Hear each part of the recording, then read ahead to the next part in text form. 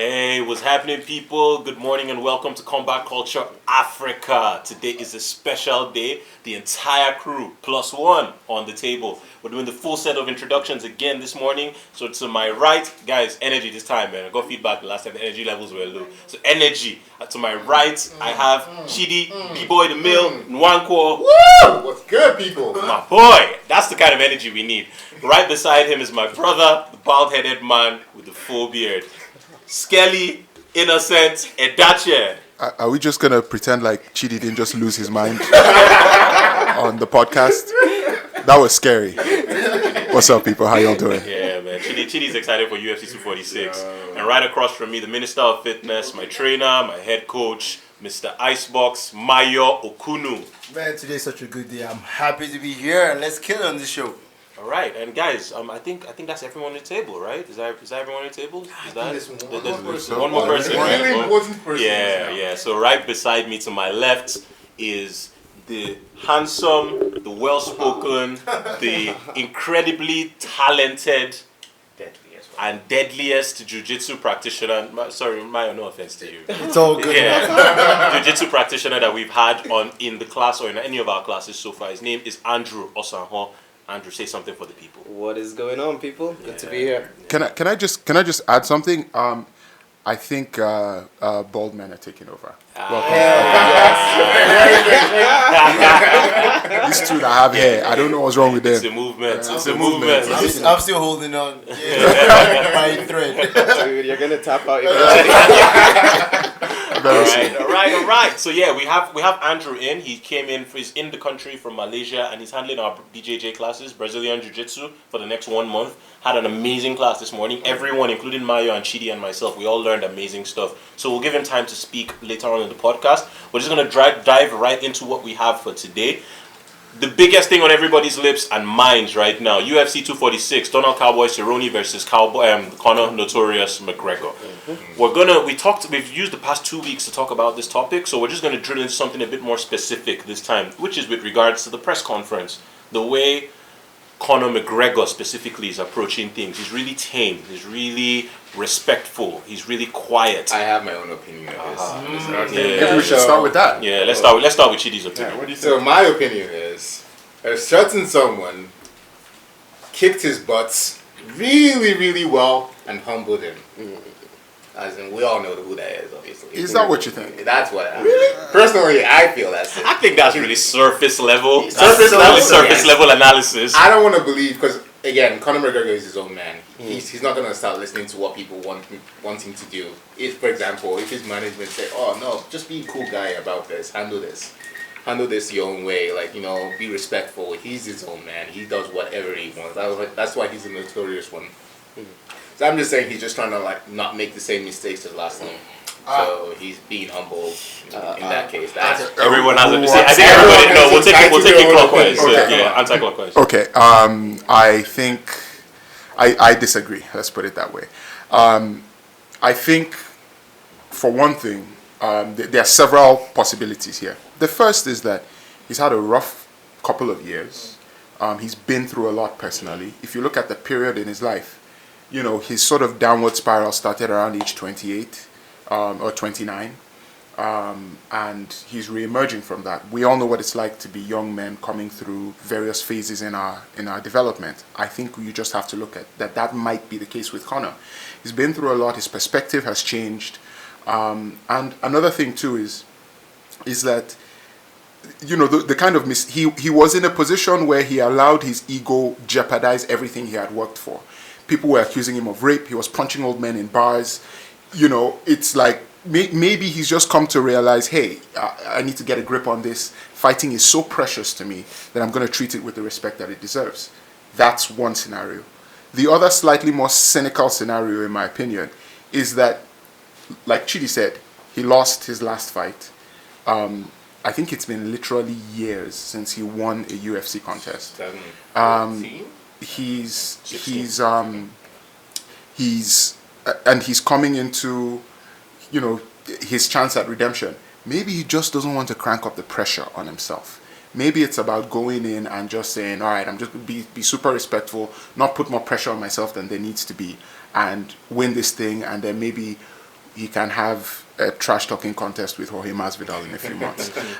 So there are very, very various ways of looking at it. I happen to think that we're looking at a different human being, that who's just grown up a little bit, you know.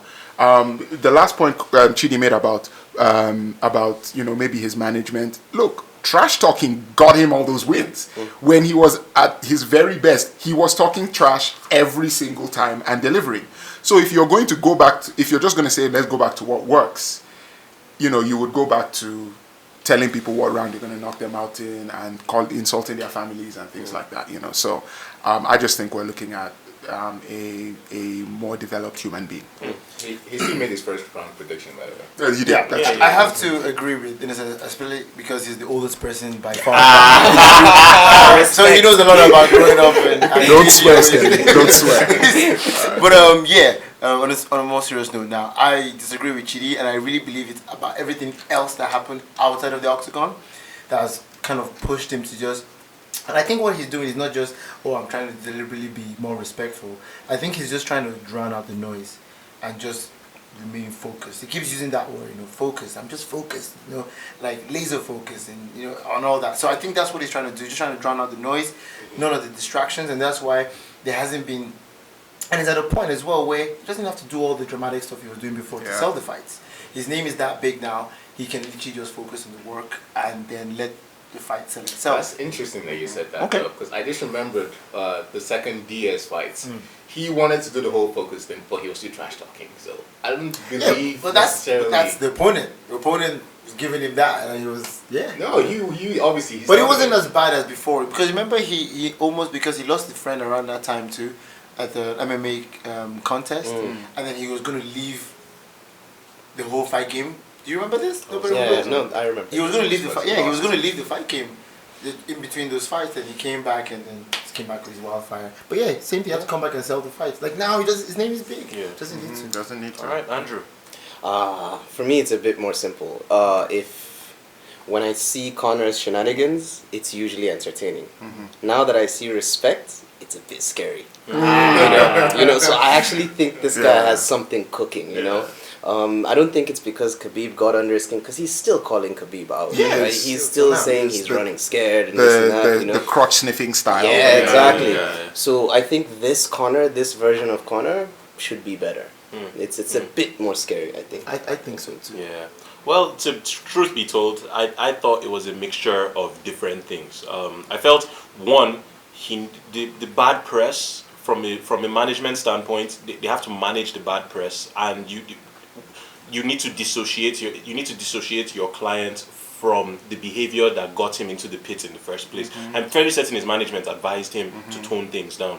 However, this only works now. It's only believable. It's only accepted. I'll give you an example. During the press conference, do you remember the journalist that stood up and said, Conor, what about your allegations? Did you see how booed everybody, including Donald Cerrone, was telling the guy to shut up? Dana White. White stepped in for that. Thank you. Yeah. So for me, I was like, if I was this guy's manager, I would be clapping in my seat right now, because that means the entire strategy has worked. It works, and he's doing a great job of selling it. The only way it works for him to sell this right now is because in some way, shape or form, it's true. Conor is a lot more calculated, and he's a lot. Hear the way he speaks. He says stuff like, I'm glad you can recognize the revenue I bring, and I'm glad that all of you are making more money because I'm here. You don't make statements like, you don't have nothing to prove anymore. A few years ago, the statement would have been, break out the red panties. So like personally, I feel that it's a combination of different things, including everything you guys have said, and from a management standpoint as well. He's a smart guy. He said he wants to be a billionaire by the time he's 35. There are certain decisions and approaches to things that he has to make. He's not doing it. He's still trash talking. During the first round, he said he reads Donald Cerrone like a book, like a children's book. I will knock him out in the first round. That's what he said versus Ariel Wani. But he said, even if it goes down 5 rounds, I'll take him out. He talked jockstrap sniffing style of Khabib. He looks at Justin Gaethje and says Justin Gaethje is handling things a little immaturely, so he'll deal with him when the time is right. The cockiness is still there. It's just that, man, I made $100 million some years ago. I have everything I was fighting for. I really don't need to be throwing dollies at bosses anymore. And we need to it's a story of redemption. So we need to paint this guy in a certain way. That's the way I see it. I agree. I agree, and it's Okay. a brilliant marketing strategy. Imagine if he wins and then goes. Let's say he wins his first 2 fights this year. Imagine the momentum behind this guy. Like we will all be. It's so everybody loves a redemption story. Like we will all be so behind him that like it's brilliant. I think this is. We should get used to this. This is Conor now. Yeah. You know. Yeah. Chidi, you have one more thing. You have something to say? So what I was trying to say is, so in the case of bad press, we have someone like Kobe Covington. Exactly. From all corners, he had bad press. He was called a racist, called all sorts of things. But still, like that didn't affect him as a fighter. That didn't affect his career, or like it didn't derail anything. So what I'm saying is that Conor McGregor shouldn't care about any of that. Fine, he's had bad press outside the UFC and within the UFC as well. That shouldn't shape that shouldn't shape his aim, like goal to be a UFC champion again. So I don't know why you guys are so hell bent on. Oh, that's why he's being soft. Because he's playing a different game from Kobe. And Kobe's not facing jail time. I mean, Conor paid off his bills. different. Like Kobe and Conor are on two different planets when it comes to this publicity game. Conor is selling stuff. Conor is selling whiskey. Conor is playing at the tens of millions of dollars game.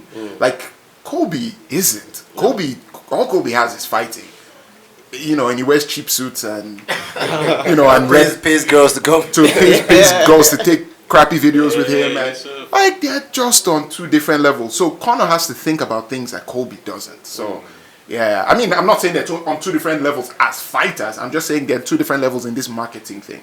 You know, so Okay, all right, guys. So let's hop straight into the next. the cancelled fights. Yeah, cancelled fights. So, Yeah. Skelly, do you want to run that? Sure. The first one, which is Grant Dawson pulling out against Chas Skelly, is rather interesting because I think USADA might be involved. Dawson has had an issue with, I think it was the same drug that got John Jones in trouble with the picograms. And apparently he has the same issue where the substance still pulses, quote unquote, in his system once in a while. So yeah, Turinabol or something like that. Yeah. So so it's still speculative at this point, but there's something going on with USADA, and Dawson's out of that fight. I think Skelly still. It's so funny to refer to somebody else as Skelly. I think Skelly still gets the his show bonus. Yeah, and he's getting moved to February 29th next month. He's fighting on that card. There you go. That's good. So good landing spot for him. And then the second one was Alexa Grasso, who was supposed to fight Claudia Gadelha or something like that. I have a hard time pronouncing her name too. Gadelha. And that's because Grasso came in and weighed 5 pounds over.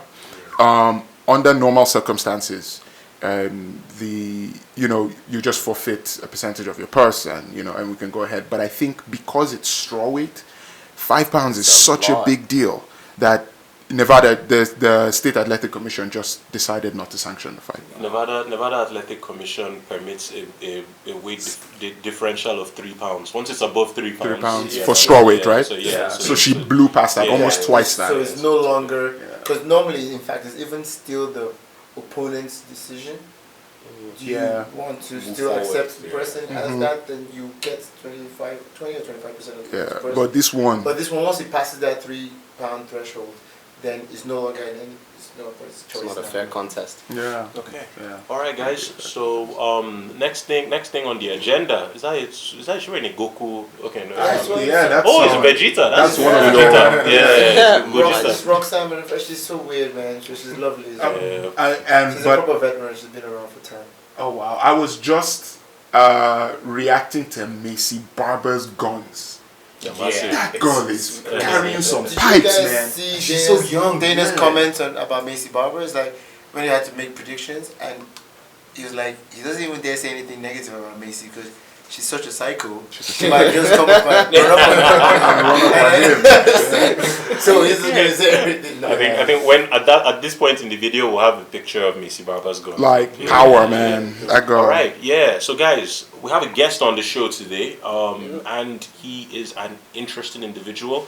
And so we're just going to take like the next couple minutes just to drill deeper into this mind of yours. So, Mr. Andrew Osahor, Yes. tell us anything and everything that you want us to know. Please, the floor is yours. Super broad.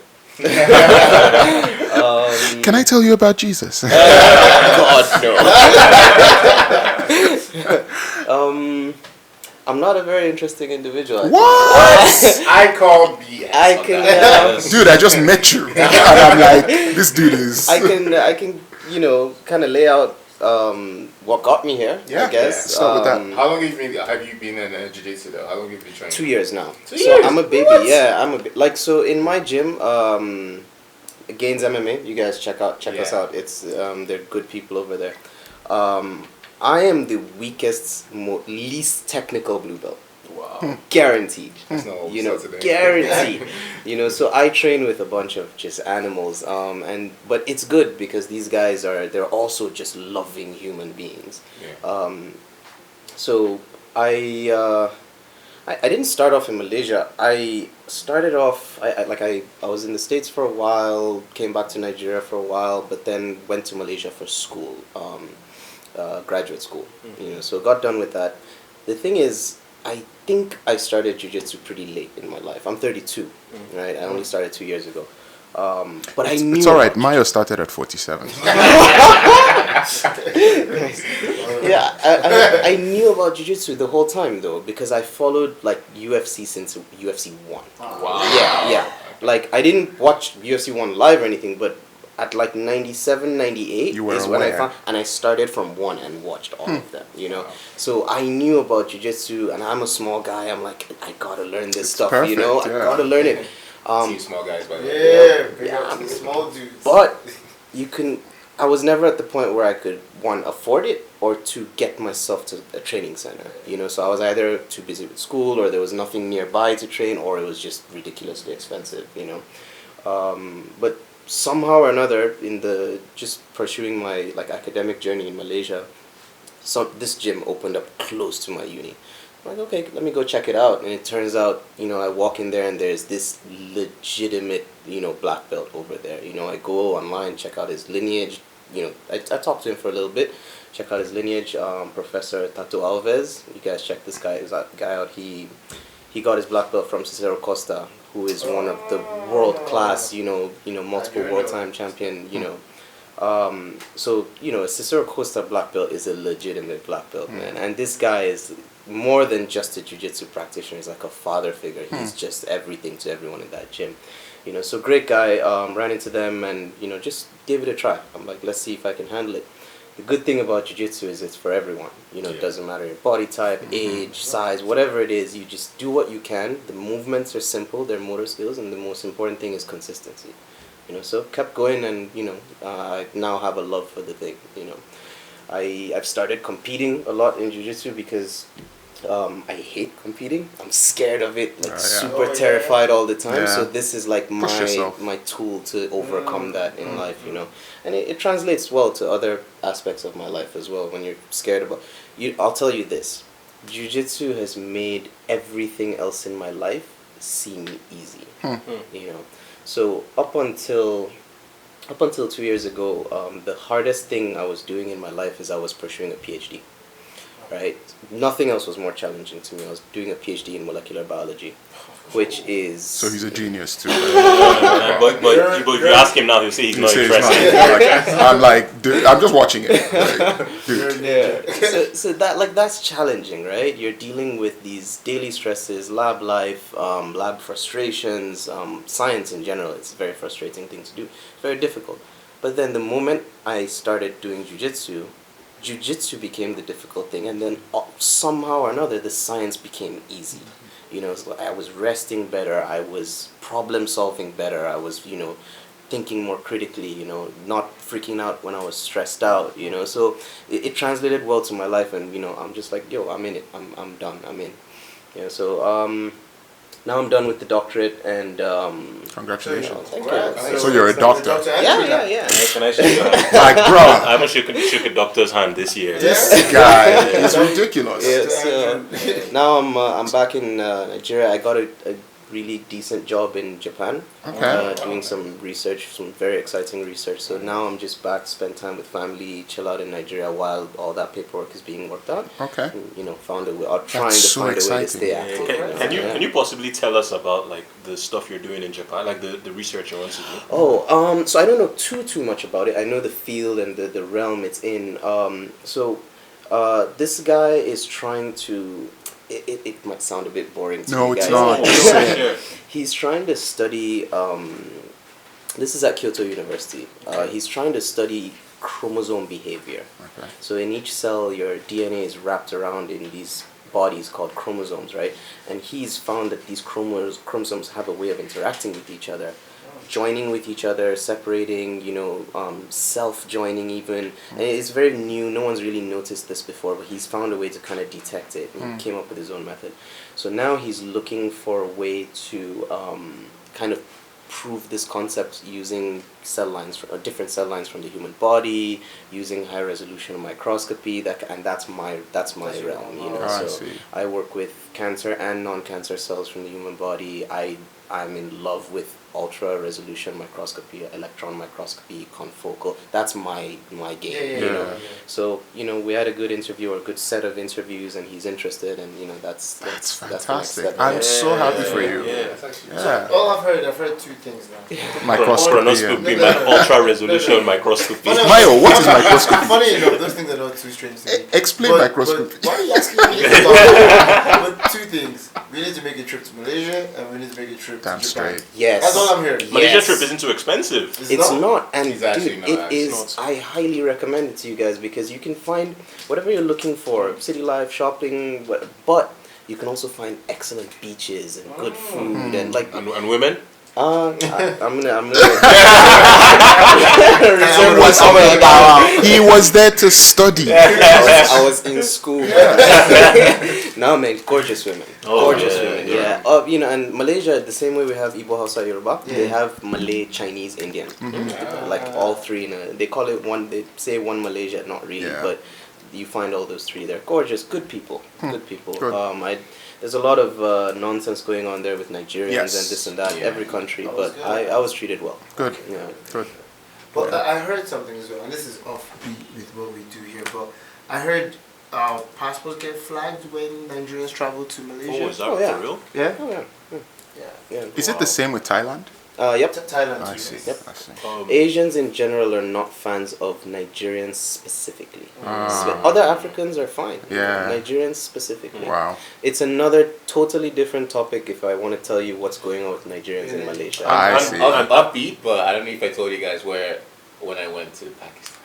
I got blacklisted. Yeah, that's a story. That's for a another different day. story. Wow. All right, we That's need to. We don't have a lot of time left. But are you free next week Saturday same time? Absolutely, man. All right. So for the 1 month that you're here, if you can, however many times you want to come on board. Absolutely. Oh, great. Yeah. Thank you guys for having me. we'll Yeah, have this a- is we'll have a awesome. seat, Yeah. Yeah. You still need to tell us about your championships. Like, Oh, Yeah, those were That's fun. right. Yeah. Yeah, we want to hear your competition Those are stories. fun. Yeah, and somebody posted something about like a jiu-jitsu competition on the group. IBJJF. Yeah, that In was like- Nigeria? no, Tel Aviv. Oh. Tel Aviv. No, it wasn't Nigeria. Yeah. No, it's yeah. Tel Aviv. Tel Aviv's in Israel, right? Yeah. So I don't know. I think we should find out more about this. Yeah, we should. We should start working on like trying to. Get Dude, out. I think y'all from this gym need to get to Malaysia. There's a lot of pro events going on, a lot of jiu-jitsu competitions, little amateur competitions. It's a good place to get the names of these fighters up, Okay. yeah. That's good. That's And, good. one championship is big over there. Oh, Yeah, yes. yeah, Yes. yeah. There's Yeah. good stuff happening in one championship, man. So, but just now before you go, Mighty Mouse is there. yeah, he is. He is. Just to bring it back to what we were discussing earlier around the UFC. First of all, I want to get your predictions. And just to see what you think is going to happen. And Has anyone changed their predictions since last week Saturday? We need to address that. I too. still think second round, but yeah. I mean, But Andrew, what do you think? I think Conor second round as well by TKO. Okay. Okay. What about Sadiq? Yeah. I don't know Sadiq. I Okay. haven't watched him too much. Anthony Pettis. Man, I don't really care much. Oh, Dude, yeah. I'm Pettis is an kind animal. of there I'm sorry. too. Yeah, I didn't even check out his opponent. That's how bad. Yeah, I mean, I watched rejected my the. students. I'm sorry, Sensei. I watched the I'm sorry. countdown. I watched the countdown, and it was kind of interesting. I had never heard of his opponent. He's fighting someone unranked, 35 years old. They give him a safe opponent, so he gets back in the win column. That's what I think. That's what I think that's about.